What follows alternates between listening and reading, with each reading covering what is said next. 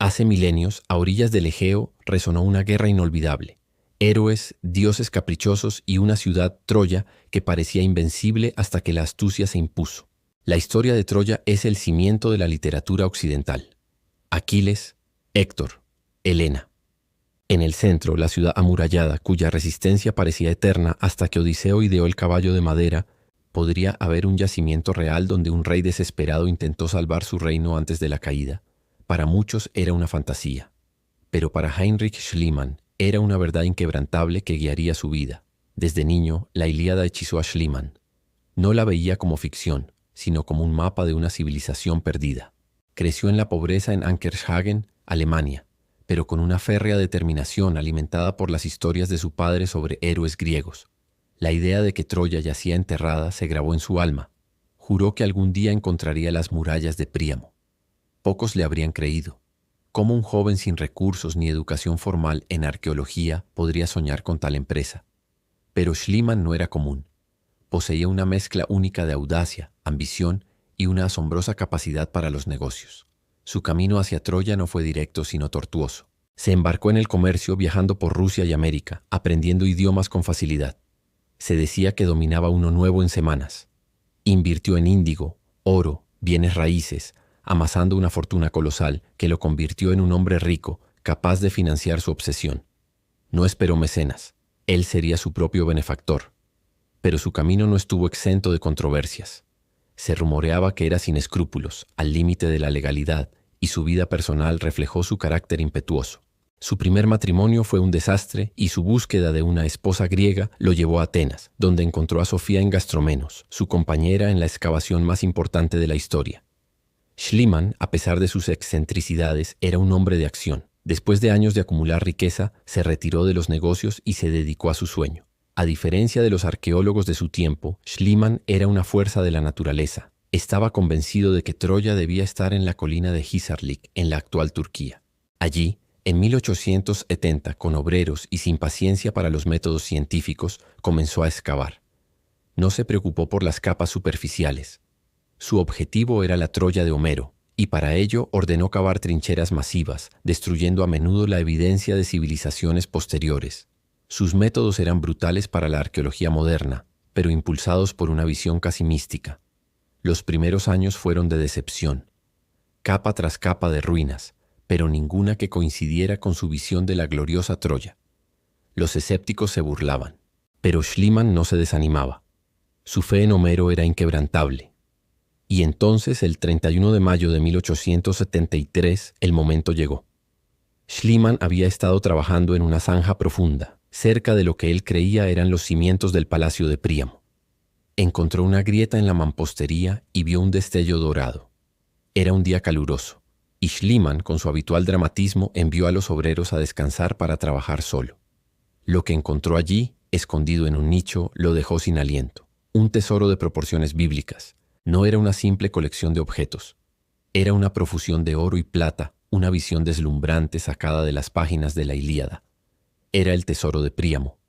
El hallazgo fue monumental.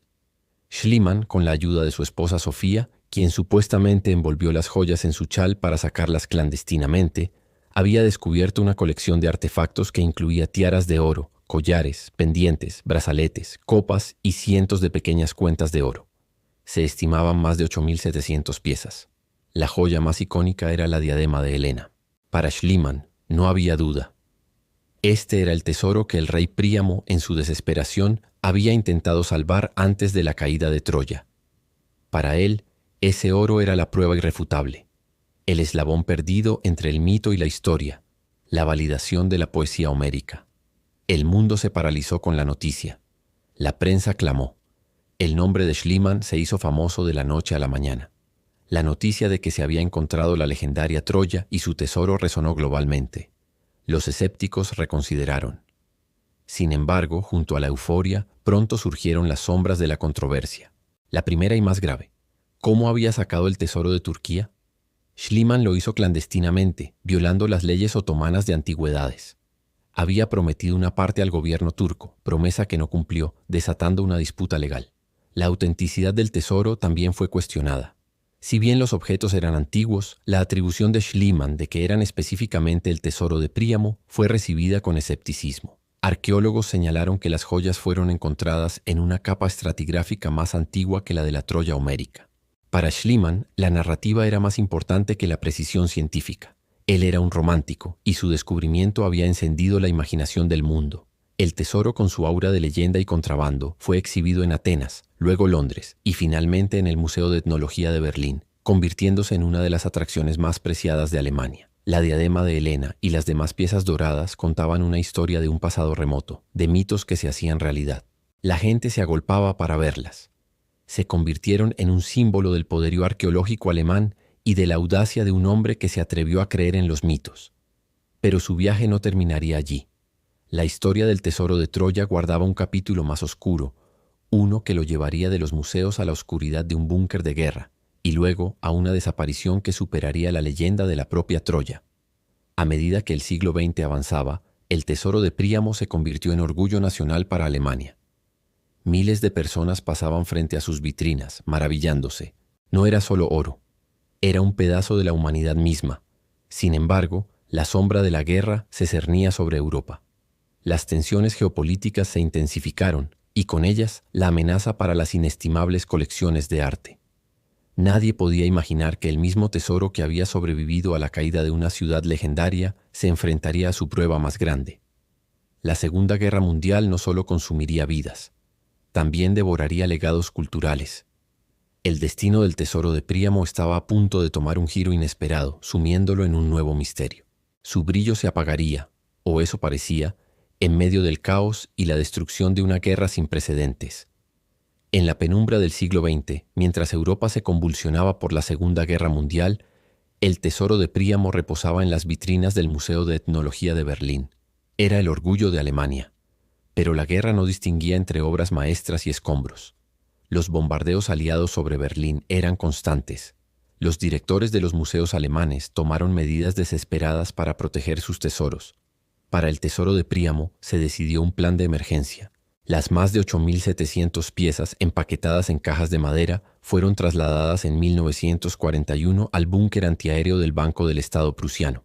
Este refugio subterráneo parecía el lugar más seguro.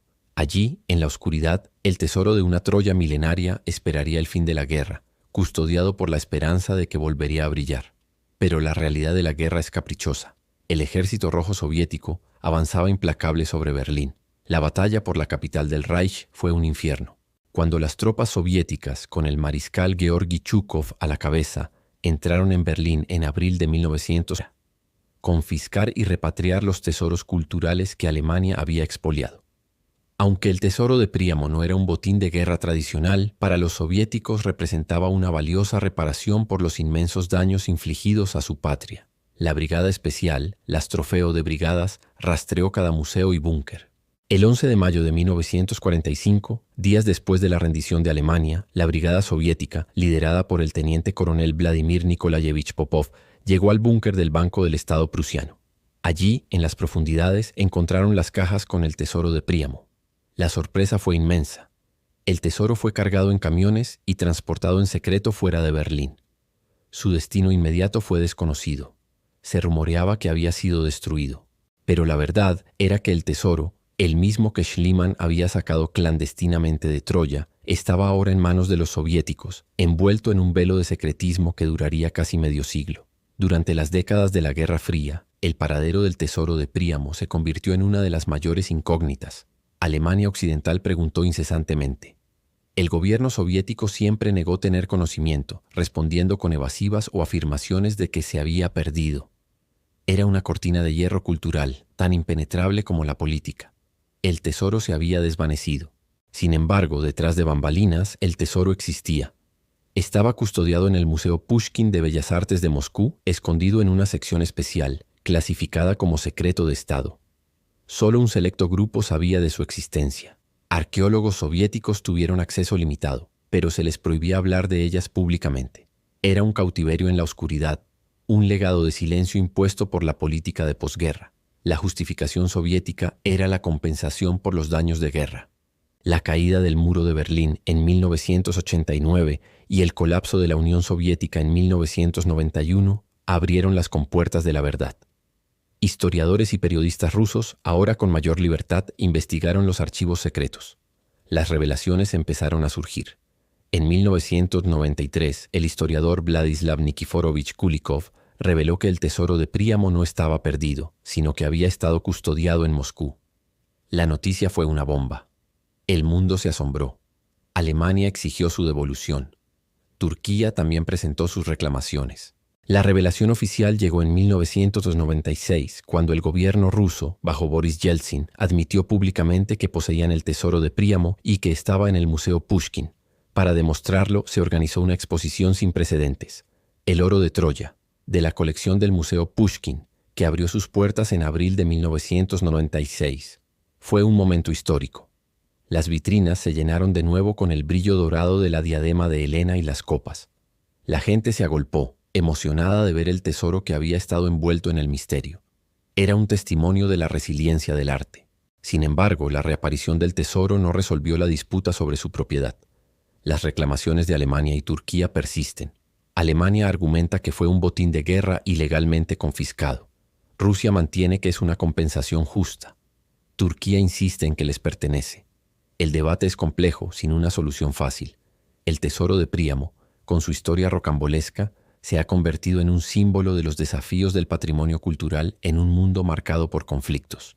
Es una historia que comenzó con la búsqueda de un mito, continuó con un descubrimiento controvertido, sobrevivió a una guerra mundial en la clandestinidad y reapareció para convertirse en el centro de una disputa internacional. La diadema de Helena y las demás piezas no solo son artefactos de un pasado lejano, son testigos silenciosos de la obsesión humana por la historia, la ambición, la brutalidad de la guerra y la persistencia de los secretos.